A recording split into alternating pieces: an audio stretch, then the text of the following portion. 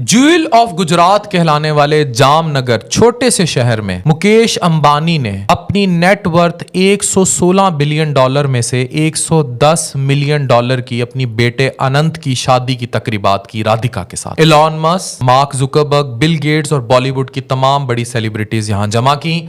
वजह क्या थी? वजह हिंदुस्तानियत। 10 मिलियन डॉलर पे करके रिहाना को यहां बुलाया गया, बिल्कुल वैसे जैसे वर्ल्ड कप फुटबॉल किया जाए तो किसी बहुत बड़े सिंगर को बुलाकर उसकी तकरीबात शुरू कराई जाती हैं ताकि पूरी दुनिया की तवज्जो वहां मरकूज हो जाए। अब होगा क्या?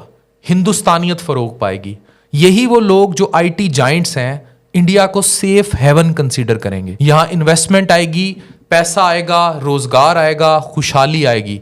एक चाय वाले, एक स्ट्रीट वेंडर को वैल्यू दी गई बिल गेट्स के साथ।